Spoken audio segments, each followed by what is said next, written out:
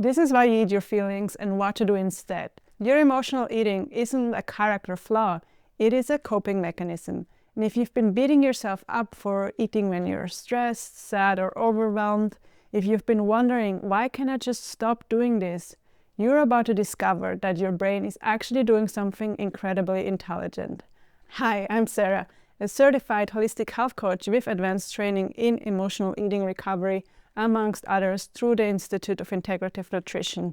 And as someone who struggled with emotional eating for over a decade, I used to think there was something fundamentally flawed with me. This was until I started studying the neuroscience behind emotional regulation and realized something that completely shifted my perspective. What I thought was a big weakness of mine was actually my brain's attempt to help me cope with difficult emotions. In this video, I'm going to explain exactly why your brain turns to food during difficult emotions, the science behind what's happening in your body, and give you a toolkit of alternatives that work just as well without the guilt or shame. But first, let me explain why emotional eating is actually a sign of intelligence and not weakness. Here's what's really happening when you eat your feelings. Your brain is trying to regulate your nervous system. When you're stressed, anxious, or overwhelmed, your nervous system goes into fight or flight mode. Your brain is desperately looking for ways to shift you back into that calm, safe state. And food, especially in the form of carbs and sugar, can quickly activate your parasympathetic nervous system, so that rest and digest mode that we want to be in. Then food triggers your reward system. Eating releases dopamine, serotonin, and endorphins, the same chemicals released during exercise, sex, or any other pleasurable activity. These chemicals literally make you feel better, calmer, and more in control. And your brain remembers this, and it thinks food equals relief, so let me use food the next time you're struggling. On top of that, it is a learned survival strategy. Your brain learned early on that food equals soothing. Think about it, as babies we were fed when we cried, and food was of comfort, safety, and love, all rolled up into one. So emotional eating serves multiple functions. It provides you with immediate comfort and relief. It gives you something to focus on besides difficult emotions. It can be a form of self-care when you don't know other ways to care for yourself. It creates a temporary sense of control when life feels chaotic. It can be a way to procrastinate dealing with those overwhelming situations. And here's the key. None of this makes you weak or broken. Your brain is doing exactly what it is designed to do, find ways to help you cope and survive. So the problem isn't that you eat your feelings. The problem is that food might be your only coping mechanism. Here's how the emotional eating cycle typically works. First, there is the trigger. Something happens that creates a difficult emotion. Stress at work, a relationship conflict, feeling overwhelmed, loneliness, or boredom. And then the uncomfortable feeling comes up. Your nervous system activates, you feel anxious, sad, angry, or overwhelmed. And this feeling is uncomfortable, and your brain wants to make it stop, which then leads to the food solution.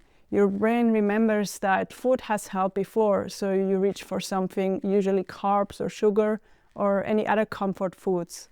This then leads to some temporary relief. The food does work. You feel calmer, more grounded, temporarily better, and your brain thinks, well, that's a success. This strategy worked, which then actually leads to that guilt and shame, because later you feel bad about eating emotionally. You judge yourself, you promise to do better, and maybe even restrict the next day. So something that can be specifically strong if you have the underlying desire to change your body, like losing weight, because, well, you ate, so you took one step backwards towards your goal, and that is frustrating, that makes you feel guilty.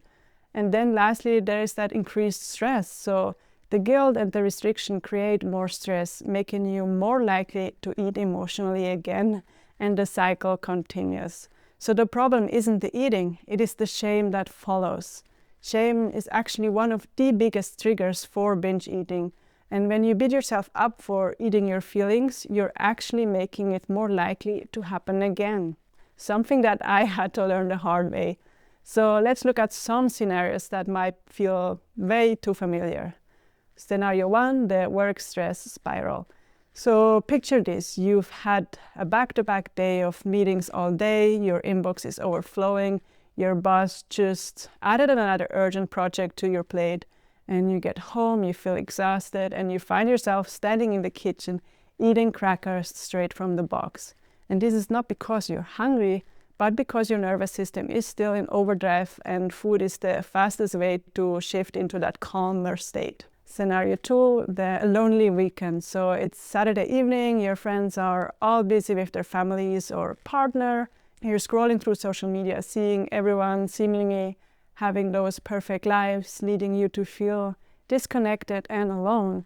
And suddenly you've ordered takeout and eaten way more than you intended because food filled the void. It gave you something to look forward to. It provided comfort when human connection wasn't available. Or another scenario would be the overwhelmed eating. So you have a million things on your to-do list. The house is a mess, you're behind on everything. And instead of tackling any of it, you find yourself eating cookies while staring at your phone because your brain is so overwhelmed, it can't even decide where to start. So what it does is choose the one thing that feels manageable, eating. And here's what all these scenarios have in common. The eating isn't random, it is purposeful. Your brain identified a problem, stress, loneliness, or overwhelm, and shows a solution that has worked in the past, which is the food. So this isn't a weakness or a lack of control. This is your brain trying to help you cope with difficult emotions using the tools it knows.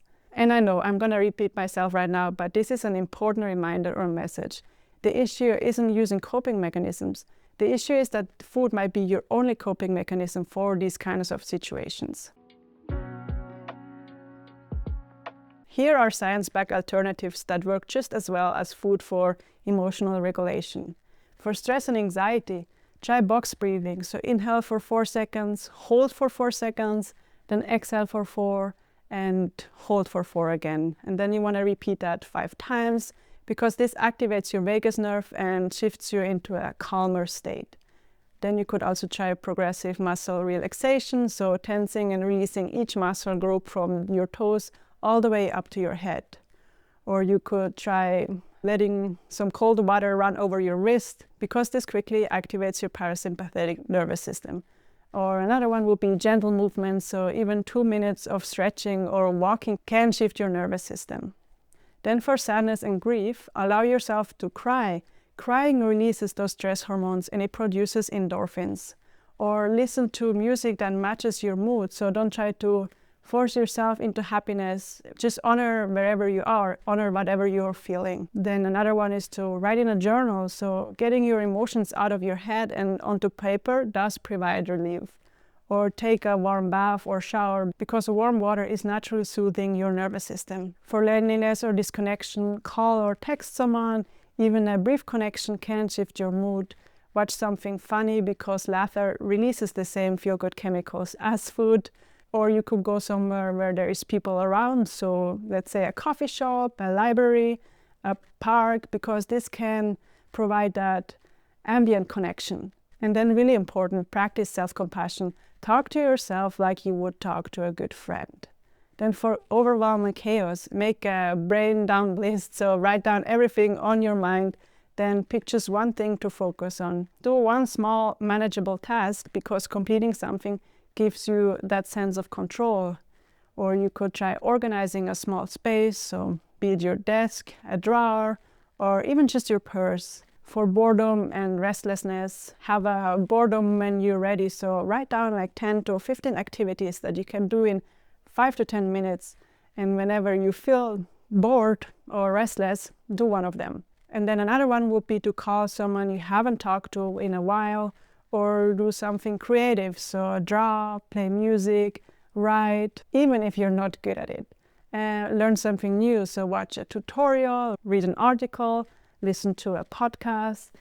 For anger and frustration, try some physical release, so punch a pillow or jumping jacks or scream into your pillow, scream in your car, because sometimes all you need to do is just let it out. Or if you're angry at someone, write an angry letter that you will never send.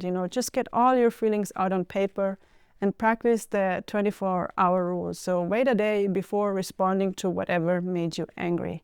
So as you can see, there's so many ways that we could cope with difficult emotions, but we just need to know them and then learn to apply them. So here's how to actually implement these alternatives. Step number 1, identify your patterns. For 1 week, notice when you want to eat emotionally. What time of the day was it? What emotions triggered that urge to eat? What situations? And important here is don't try to change anything just yet. For now, we just want to observe. We want to do this step by step, the sustainable way, so that you can actually create that change and not give up because of overwhelm. Then step number 2, choose 2 to 3 alternatives for your most common triggers. If you often eat when you're stressed, pick 2 stress relieving techniques. If you eat when you're lonely, choose 2 connection strategies. Write them down and have that list ready. Then step number 3, practice even when you're not emotional. So for example, try your breathing technique even when you're calm, or practice your grounding exercise even when you're not overwhelmed, because this makes it easier to then actually use them when you need them, because your brain already, created that memory of them that this could help as well. Step number 4, start with the end approach. Instead of I can't eat, I have to do this instead, try I can eat and I can try this first, because this removes the pressure and makes it feel like you have options and not another way of restriction. Then step number 5, celebrate small wins. If you paused even for just 10 seconds before emotional eating, that's already progress, because in the past you directly gave into those cravings.